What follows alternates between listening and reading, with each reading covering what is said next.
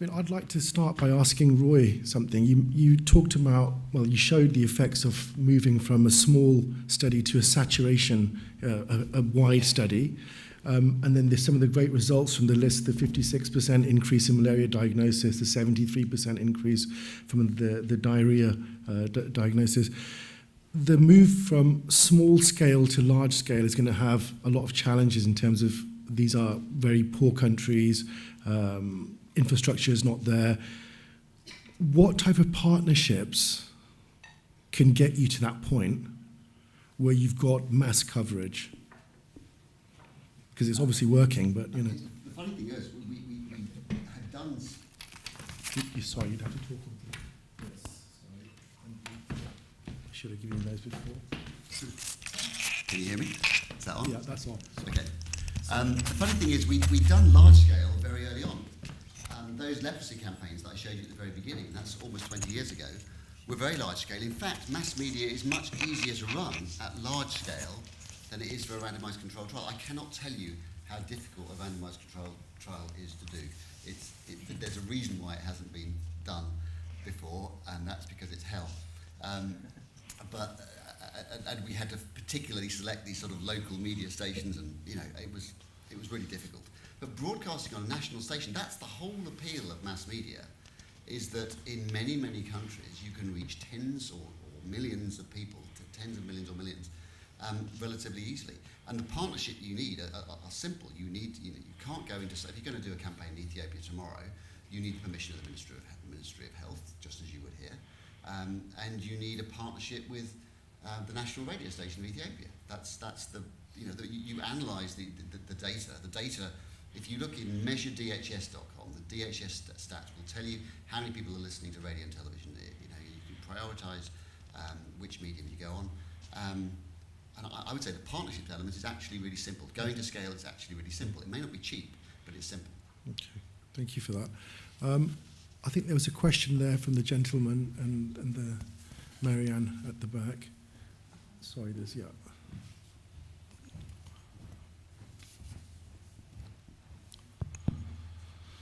Hi, this is a question to David Wilding. I'm sorry if I mispronounce your name, by the way. No, you got it right, thank you. Yes. I'm not a Twitter user myself, and I've stayed away from it because I get the feeling it's a bit self-indulgent sometimes. And from what you said, I came in towards the end of your talk, so I might have missed it. But then what do you think Twitter does better than, say, Facebook? In the sense, all the stuff that you can actually do on Twitter, you can do on Facebook as well, although it seems to be more streamlined. Yes, there are similarities clearly, and people see the similarities before they see the differences. The main difference is that ultimately on Twitter you have a much broader audience that you can speak with. So on Facebook you're connecting to your friends, families, people you already know. On Twitter you can connect with people who are knowledgeable about the things that you care about. And sometimes there's crossover, but actually what it does is introduce you to a whole new range of people, experts, opinion formers, what have you. So you can basically curate your own experience on Twitter based around the things that you're most interested in. I think the other thing that potentially happens on Twitter is that because you can also speak to a broader audience, you have that ability to have your message picked up and shared and to connect with new people. Thank you. Can I just add something to please, that? So I stopped using Twitter personally, but that was because all the people I was following were talking about Brexit and climate change, and I had to have a break. Yeah. And then I started managing co-managing the Twitter account for Acting for Health. And we're not following any of those people. So when I go on Twitter now with that, I don't have any of that experience. It's a very, very different experience. So like you say, you can completely curate what your experience is. Yeah. And I think we as Twitter need to do more to communicate that to people. But you can you literally mute the word Brexit if you don't want to see it in your timeline. Which is, and you have to come every day and what have you. But it's really about following first, getting some good people to follow, and then over time, thinking about what you're going to say. People think it might be the other way around, and that's our key sort of thing to get across to people. Could I just ask a question, actually? Sarah, in terms of your VCP work, the Vaccine Confidence Project, a lot of that you could argue the mistrust or the fear, the conspiracy theories emanate from social media use, or at least from a position there's a vacuum. You're not getting the correct information coming through from the scientific community, so that in that vacuum, people take up the kind of, you listed some of those issues around trust. Is there more that Twitter can do? Is Twitter, I know Facebook's got a bit of a nightmare reputation after the Cambridge Analytica inertia and fallout, but do you work with Twitter? Are you looking to? Yeah, that's a great question, a great point. And our team actually does a great deal of work in regards to media monitoring and more recently social media monitoring. So using Facebook, Twitter, comments on interactive social media platforms to monitor the kind of vaccine discourse and that trust and hesitancy in vaccines. And I know Facebook has announced a lot of kind of movements and changes in that direction in regards to using AI, for example, to kind of monitor some of the fake news on vaccines out there. And I actually was curious and wanted to ask a similar question as to what Twitter kind of does about that, and to, especially when it comes to creating this maybe echo chamber of, if you are curating your feed and you're listening to or you're looking for what you want to hear, how do you then balance that with the correct information? Yeah, that's over to you, David. That's a great. So we, as an open platform, fundamentally the belief is that the best argument against false news or free speech is counter speech. So we, as I mentioned earlier, it's not a good place to put something like that out there, because sooner or later somebody will come along and correct it, which is less the case on other platforms. That said, what we're doing much more is investing in curation on Twitter. So we have a team whose job it is to basically present kind of breaking news stories as they happen. They used to be called a Moments team. There's a thing called Moments on Twitter where you curate your feed.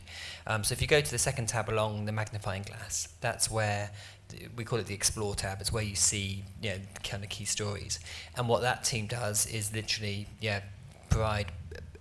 Is that a question about is it balanced or is it correct? And what they do is ensure that anything that goes in that tab comes from a source that's verified by us, is trusted, typically news organisations, etc., try to present a kind of balanced perspective on things as well. So I'll give you an example. There was a tweet the other week by, I forget his name, it's a Brexit again, but it's the MP for Shrewsbury, tweeted about how the UK hadn't benefited from the Marshall Plan after the Second World War. And clearly, factually, it had, because all the information was that it had. So they put out a story, and literally the headline was, MP tweets incorrect information about Marshall Plan. So we want to make sure that the facts and the information is out there.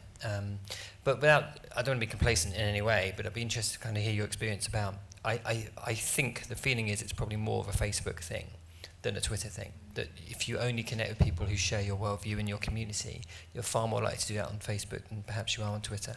But it is what we talk about is information integrity as being a key thing for us. So the two areas that we basically want to focus on are information integrity and improving the health of the public conversation, which is our way of saying spam and fake news on one hand and abuse on the other. So they're the key things that we're sort of focusing on.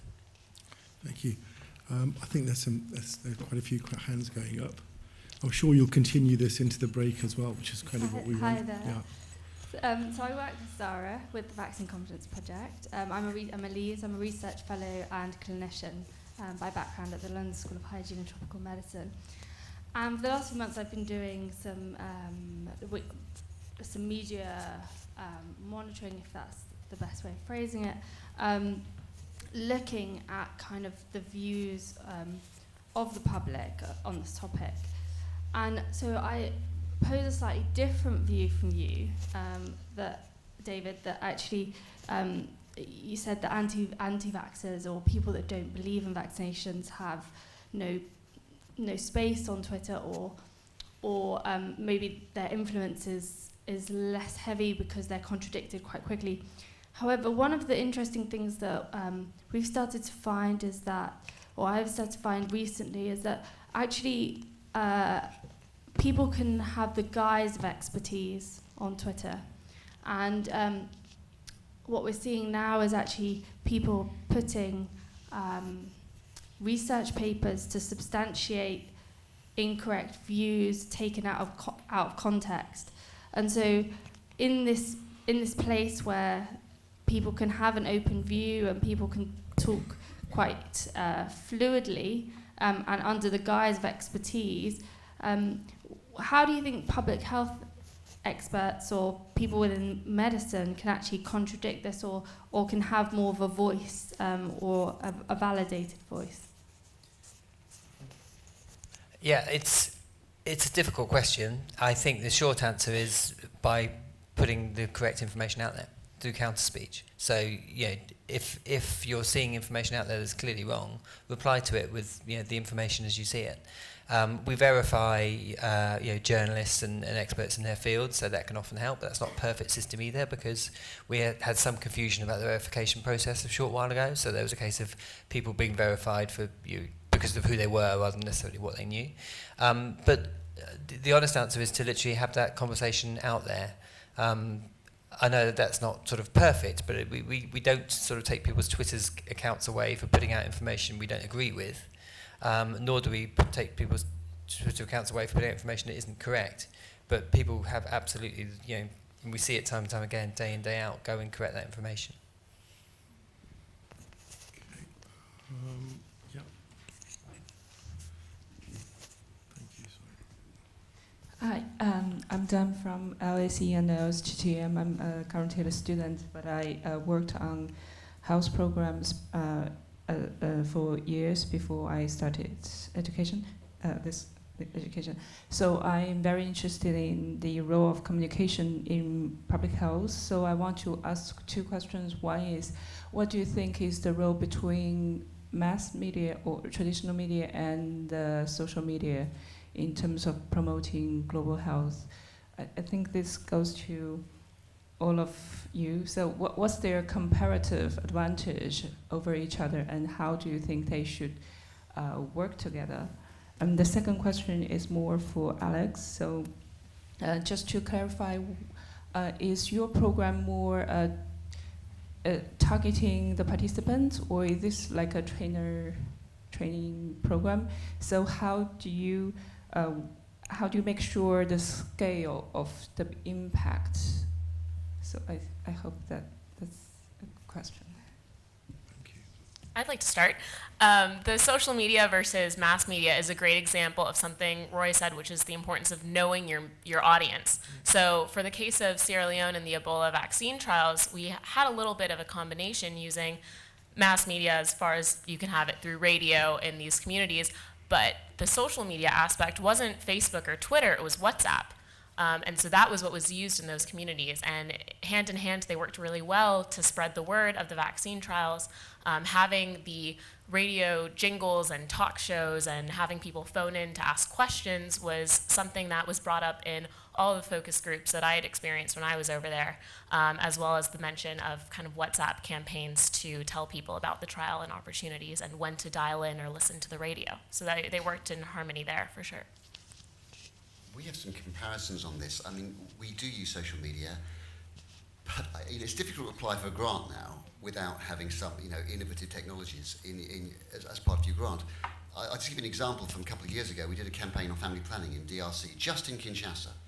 And, we were told everybody's on Facebook in Kinshasa, because Facebook is the thing there. And we reached 110,000 people through Facebook. We reached 9 million people through TV in Kinshasa. So it's just a sort of comparison. One has to have one's feet on the ground. When we work in Burkina Faso and West Africa, it's a complete waste of time doing almost any social media unless you want the Ouagadougou young people. And if that's what you want, fine. But for the rural poor, they're not on it, at all. So I think, I'd agree with you. I think you've just got to be really, really careful about, what your audience is on. And I'd agree with that as well. I think the way they two work together for most people is the benefit of social media is they can put their voice out directly. It's not filtered. The media, they don't have to do a media interview and get misinterpreted. You can say to the world, this is what I know, this is what I believe about this particular thing. The chances are for most people, the reach of that will be limited to the people who follow them and perhaps some retweets and what have you. There are exceptions. But what that does is it allows the broader, wider media to pick that up. because it's used by people who are, the people making the news are on Twitter in particular.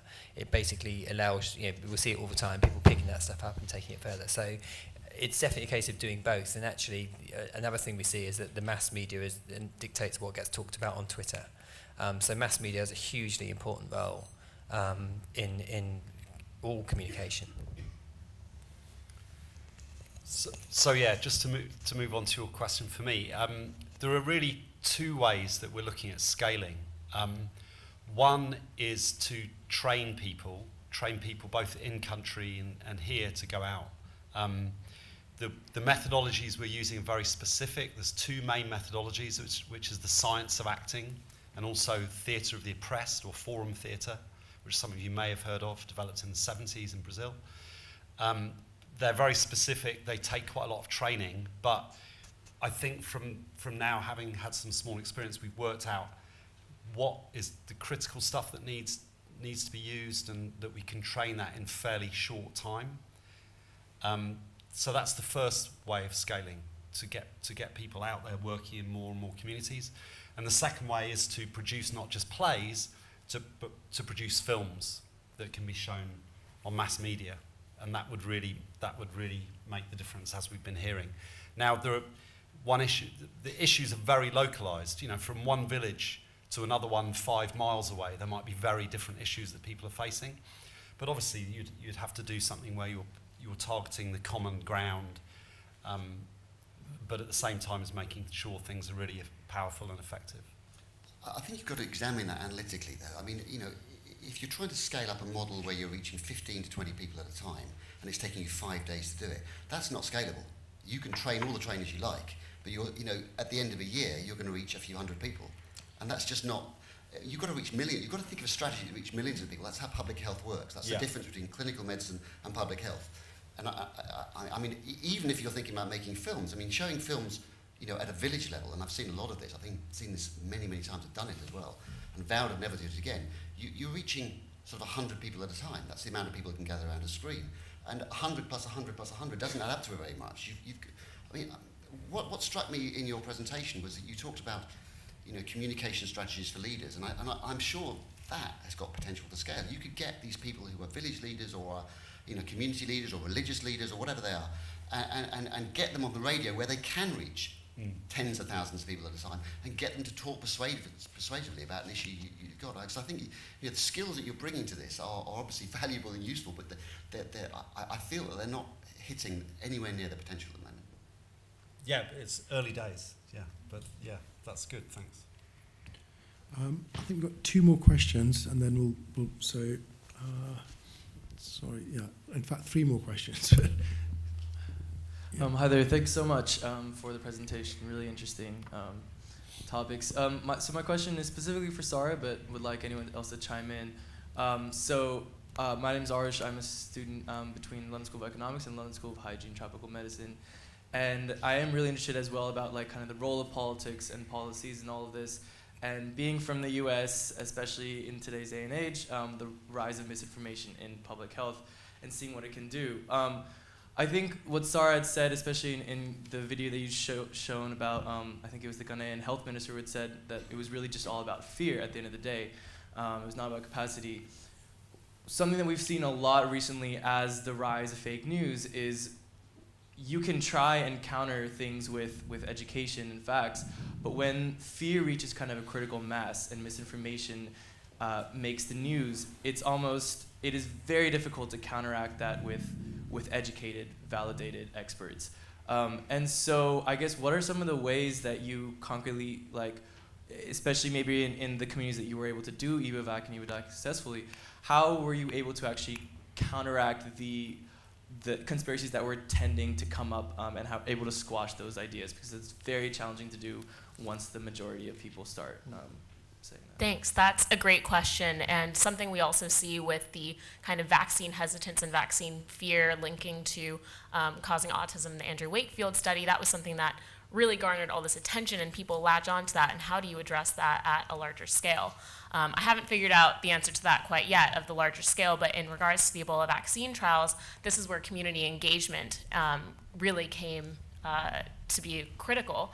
For example, in the outbreak, there was this fear behind ambulances because they saw ambulances as where people went to die. Their family members, their relatives, they were taken away in these ambulances and they were never seen again.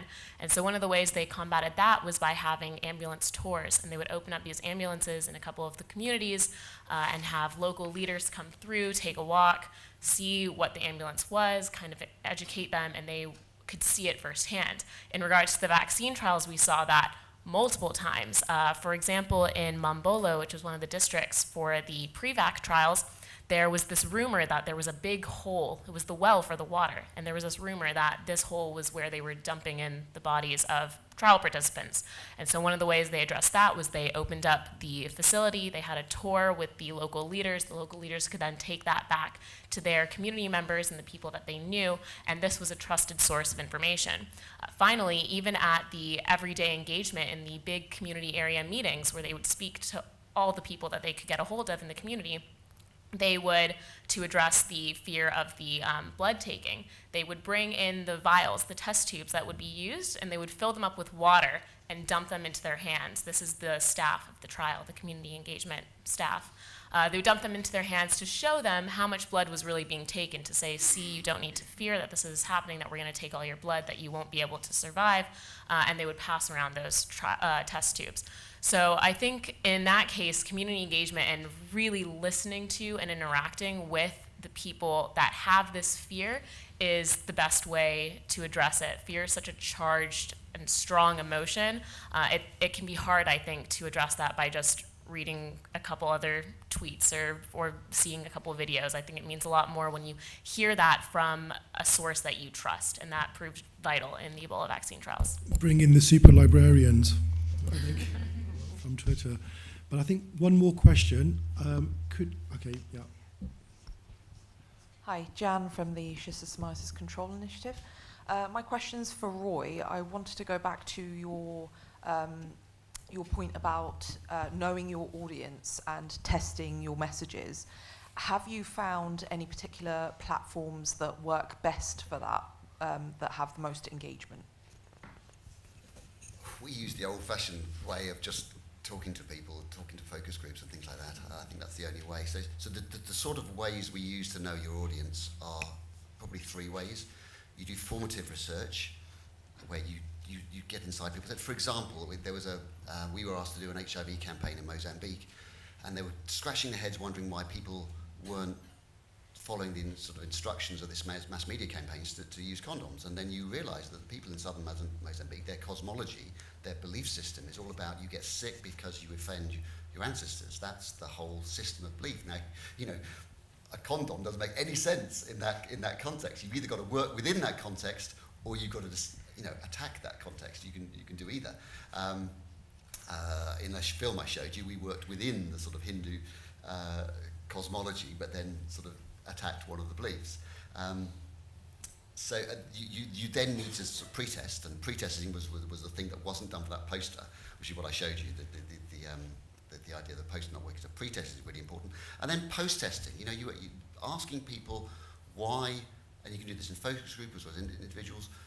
So why are people who haven't changed their behaviour? Why is that? You usually have to ask why your friend's not doing that, because they will always tell you they're following the instructions. That's the people want to please you.